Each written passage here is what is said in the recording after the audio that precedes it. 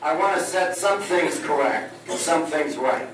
We are not lawyers for the IBEW 1985. I got it. I'm a little slow, but I'm getting it. We are not the lawyers for the union. Jim and Jim have asked us to look into this matter on your behalf. And I want to say a quick word about Jim and Jim.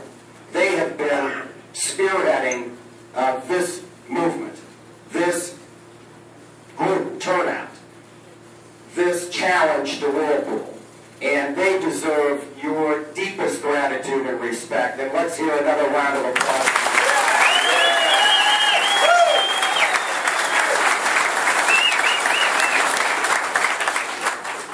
Now, do you have legal rights? Yes, you do, despite the fact it's 2011 in a fairly Republican state country. You do have legal rights. You have a right to challenge what Whirlpool is going to do in court. You do have legal remedies.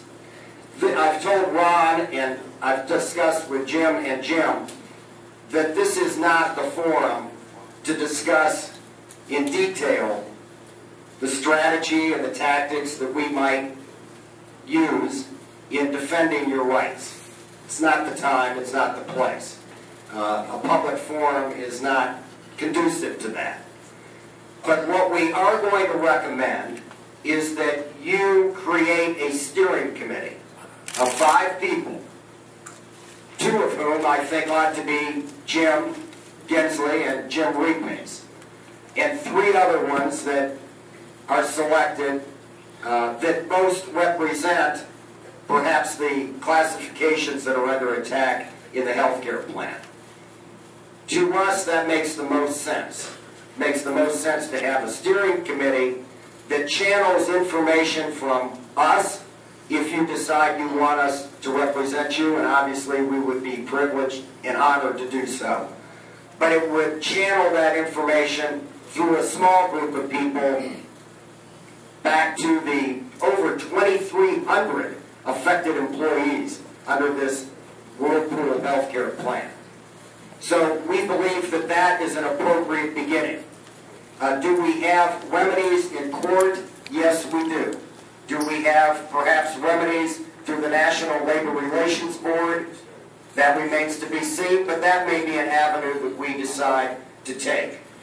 But I just want you to know, finally, that we are here to fight for your rights. But we cannot do it alone. We are going to need your help. We're going to need your time. And in some sense, we're going to need your money.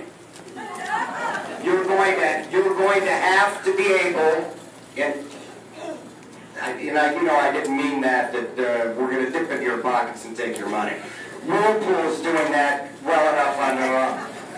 What we're asking, though, and what we will ask you each, is to place a modest amount for the fight that is going to come. And it will be very modest. Trust me, very modest. But nevertheless, those who can afford to do it, we would ask at some point that you consider doing it. Those who can't, we will understand, and you don't have to.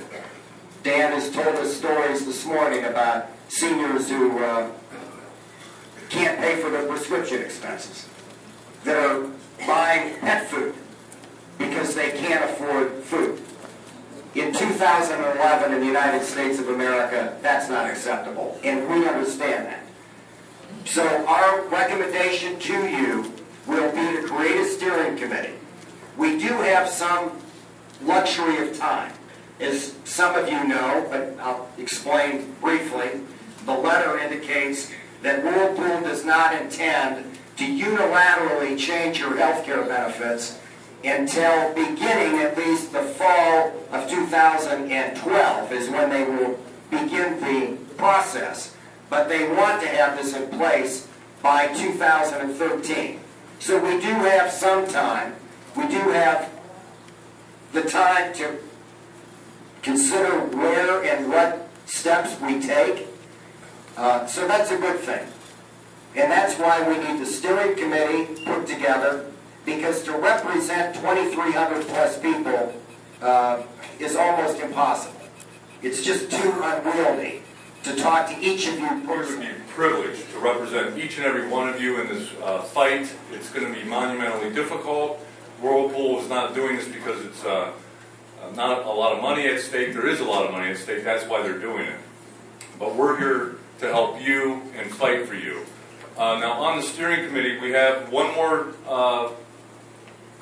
piece of paper, if you wouldn't mind signing it. If anybody's interested in being on the steering committee with Jim and Jim, we'll leave this up here at the corner of the table. Please sign your name, put a phone number so we can contact you, and then even if there's more than 5, we can always consider having a larger steering committee. Also, while Alan and I don't think it's a good idea to talk about our strategy here on the public forum and on the radio, will answer questions to the best of our ability individually if you have any.